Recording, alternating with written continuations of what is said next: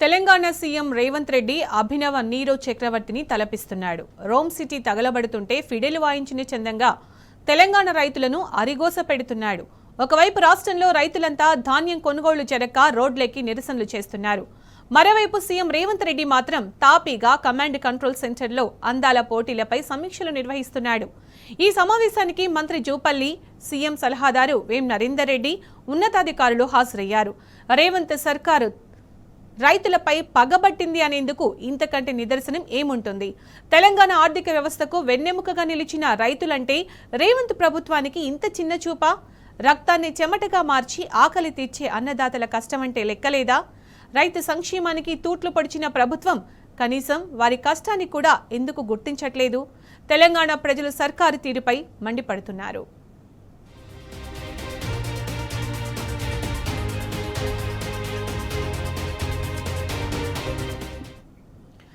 రాష్ట్రంలో వరి కోతలు ప్రారంభమైనా ఇంకా ధాన్యం కేంద్రాలు ప్రారంభం కాలేదు. అష్ట కష్టాలు పడి రైతులు సాగు చేసిన యాసంగి పంట చేతికొచ్చింది. కానీ పంట అమ్ముకునేందుకు కూడా రైతులు రోడ్డెక్కాల్సి పోరాడాల్సిన దుస్థితి నెలకొంది. రాష్ట్రంలో ఏ జిల్లాలో చూసినా రైతులు ధాన్యం కొనుగోలు చేయాలని ధర్నాలు, నిరసనలు చేస్తున్నారు. గన్నీ బ్యాగులు లేవని కొన్ని చోట్ల అధికారులు ధాన్యం కొనుగోలు చేయడం లేదు. సీజన్కు ముందు గన్నీ బ్యాగుల కొరత లేకుండా చూడాల్సిన కనీస బాధ్యత సర్కారుకు లేదా? గత బీఆర్ఎస్ సర్కార్ హయాంలో వానాకాలం కోతల సమయంలో ముందస్తుగానే ధాన్యం కొనుగోళ్లు ప్రారంభమయ్యేవి. ఏకంగా గ్రామాల్లోనే కొనుగోలు కేంద్రాలు ఏర్పాటు చేసిన ఘనత కేసీఆర్ సర్కార్కే దక్కుతుంది. కానీ ఇప్పుడు పరిస్థితి తారుమారు అయింది. వడ్లకు బోనస్పై మాట మార్చిన రేవంత్ సర్కార్ ఇప్పుడు ఏకంగా కొనుగోళ్ల విషయంలోనే రైతులను వెన్నుపోటు పొడుస్తోంది.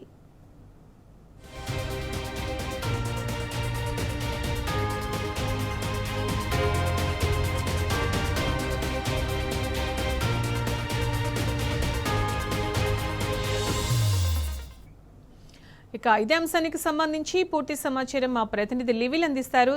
లివిల్, తెలంగాణ రైతులను అరుగోస పెడుతున్నారు. ప్రభుత్వం చూసినట్టయితే ఎక్కడ చూసినా రైతులు రోడ్డుపైకి వచ్చి ధర్నాలు, రాస్తారోకోలు చేస్తున్నారు. మొన్నటికి మొన్న అకాల వర్షాలతో రైతులు ఎంత నష్టపోయారో మనం చూసాం.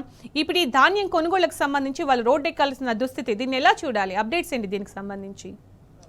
రైతులంతా కూడా ఇబ్బందులు పడుతున్న పరిస్థితి మనకు కనిపిస్తుంది. ఇప్పటికే అకాల వర్షాలతో అడ్డగోలుగా నష్టపోయిన రైతులు కనీసం కూడా పట్టింపు చర్యలు చేపట్టడంలో ప్రభుత్వం పూర్తిగా వైఫల్యం చెందింది.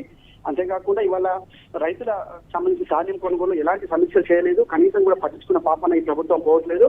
కానీ అదే అందాల పోటీల కోసం పదుల సంఖ్యలో ప్రభుత్వం సమీక్షలు చేసి ఇవాళ అందాల పోటీలు పెడతానని చెప్తుంది. కానీ ఆ రైతులను మాత్రం ఏమాత్రం కూడా పట్టించుకోవట్లేదు. ఈ రైతుల విషయంలో పూర్తిగా వైఫల్యం చెందింది ప్రభుత్వం అని చెప్పుకోవచ్చు. అంతేకాకుండా ఇవాళ తెలంగాణ రైతాంగం అంతా కూడా ధాన్యం కొనుగోలు ప్రభుత్వం చేస్తున్న ద్రోహానికి ఇవాళ రైతులంతా కూడా ఆత్మహత్య చేసుకుంటున్నారు. రైతులు ఎక్కడికక్కడ వరి ధాన్యాన్ని తగలబెట్టుకోవాల్సిన పరిస్థితి వచ్చిందంటే ఇవాళ రైతుల పరిస్థితి ఎంత దారుణంగా ఉందో అర్థం చేసుకోవచ్చు. ఇవాళ కల్వకుర్తి కావచ్చు, ఇటు వరంగల్ కావచ్చు, ఇటు సిద్దిపేట కావచ్చు, మొన్న నల్గొండ, ఈ అన్ని జిల్లాల్లో కూడా రైతులంతా తీవ్ర ఇబ్బందులు పడుతున్నారు.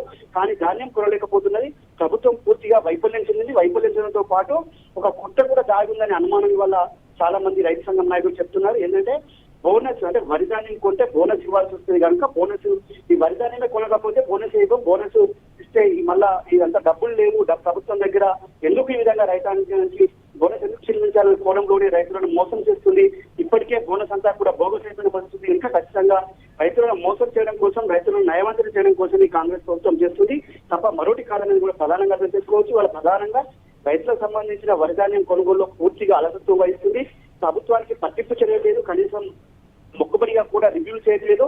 వాళ్ళ చాలా లక్షల ఎకరాల్లో పంట కోతకు వచ్చి వాళ్ళ లక్షల మెట్రిక్ టన్నుల ధాన్యం రోడ్లపై ఉంది. కానీ ప్రభుత్వం మాత్రం పట్టింపు చర్యలు లేకపోతే ఇవాళ రైతులంతా కూడా ఇబ్బందులు పరిస్థితుంది.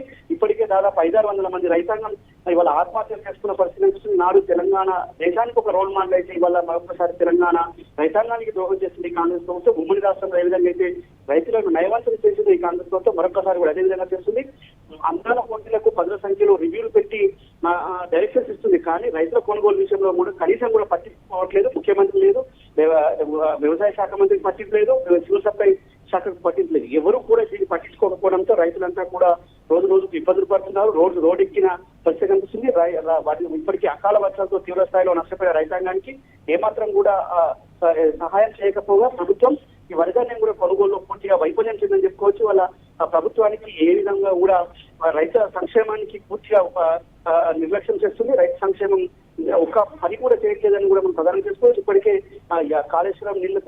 కాళేశ్వరంతో నీళ్లతో పచ్చని పడ వెళ్ళిన పొలాలు మన పశువులకు మేతగా మారితే ఇవాళ ధాన్యం కొనుగోలు కూడా జాప్యం చేయడంతో ఆ దళారులకు ఇటు ప్రైవేటు వ్యాపారులకు తక్కువ రేట్లకి వరి ధాన్యాన్ని అమ్ముకున్న దుస్థితి వల్ల రాష్ట్ర ప్రభుత్వం కల్పిస్తుంది రైతాంగంగా చెప్పుకోవచ్చు. మన పూర్తిగా ప్రభుత్వం వైఫల్యంతో ఈ విధంగా రైతులు మరొకసారి రోడ్డు మీదకి వచ్చిందని చెప్పుకోవచ్చు. చూద్దాం. Right level. Thank you.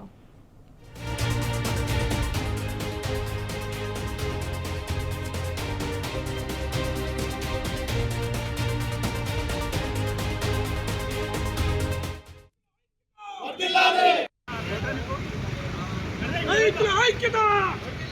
రైతుల ఐక్యత!